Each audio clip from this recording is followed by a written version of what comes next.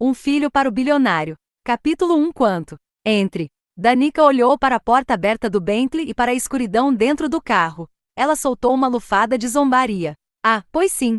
Ela respondeu e tentou contornar o veículo, a fim de sair dali o mais rápido possível. Senhorita, por favor. Um homem alto com uma figura esbelta de cabelos claros saiu do carro. Ele tinha uma expressão neutra no rosto.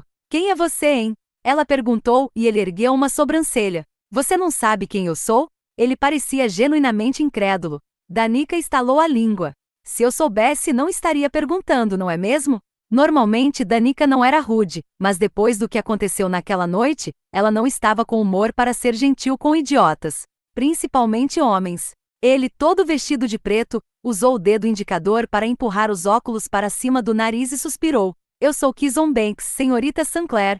Ela engoliu em seco.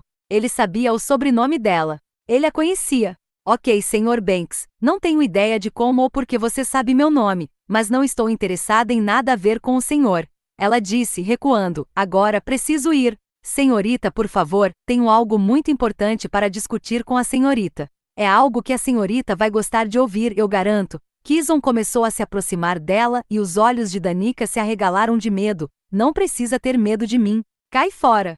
Ela disse dessa vez mais firme. Ela não iria esperar até que ele chegasse muito perto. Danica enfiou a mão desajeitadamente na bolsa e procurou apressadamente o frasco. Sentindo que seus dedos estavam tocando a coisa certa, ela agarrou-a e sem piedade, apontou para o rosto do homem e apertou a pequena alavanca. O grito que ele deu quando o spray de pimenta atingiu seus olhos foi de partir o coração. Ele usava óculos, mas aparentemente o acessório escorregava frequentemente na ponta do nariz, o que tornou seus olhos mais vulneráveis ao ataque de Danica. Eu disse para você se afastar. Ela gritou e tentou passar por ele, mas alguém a agarrou pela cintura. Danica estava prestes a gritar, mas nada mais do que um som abafado saiu de sua boca depois que esta foi coberta por uma mão enorme. Naquele momento, a ruiva começou a orar para quaisquer forças que existissem. Ela não podia morrer ainda, pois precisava cuidar da mãe e da avó. Pelo amor, senhorita. Kizon disse, com os olhos totalmente inchados e vermelhos, não havia necessidade disso.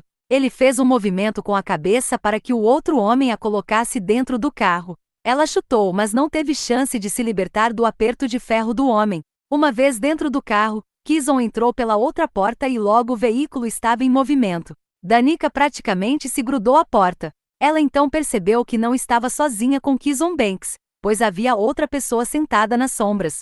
Oh, o que você quer de mim? Sua voz tremeu. Ela estava assustada, sentindo seu coração disparar. Eles a matariam? Senhorita Sinclair, eu só queria lhe oferecer um emprego. Aquela voz, ele era o cliente da sala VIP. Ela respirou fundo antes de falar. Um trabalho? Ela perguntou, tentando manter a calma. Ah, por favor. Você praticamente me sequestrou e agora diz que é para me oferecer um emprego? Ficou maluco, perdeu o juízo? Não, senhorita Sinclair. Eu sou muitas coisas nessa vida, mas louco não é uma delas.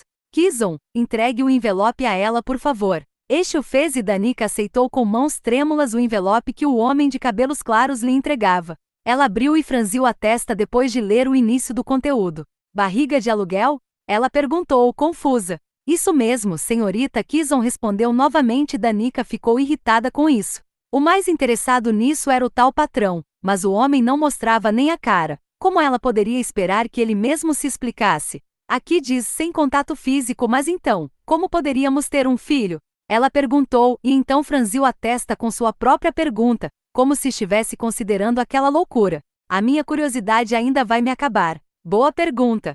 Kizon disse alegremente, a inseminação artificial é a resposta. Simples, sem contato, mais chances de sucesso. Entendo. Danica engoliu em seco e se virou para o homem nas sombras. Por que eu? Porque estou de olho em você há um tempo. Você tem uma boa genética, é saudável, é bastante inteligente e isso é o suficiente para mim. Você não gosta de homens por dinheiro, mas isso não significa que não precise dele.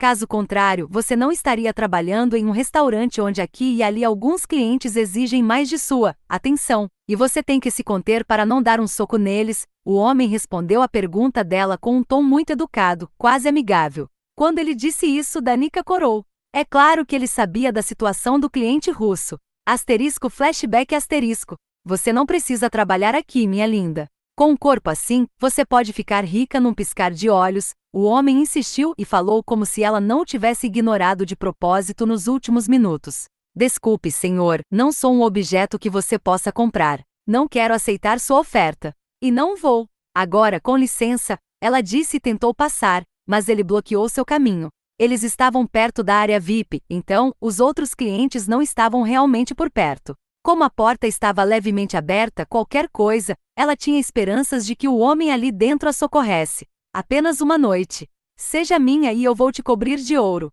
O homem não era feio, pelo contrário. Mas ele era aquele tipo que Danica achava nojento. Os que achavam que podiam comprar qualquer garota com algumas notas e promessas falsas. Ele tentou tocar-lhe o braço dela, mas ela recuou. Não me toque, ela o avisou, mas ele pensou que ela estava apenas se fazendo de difícil.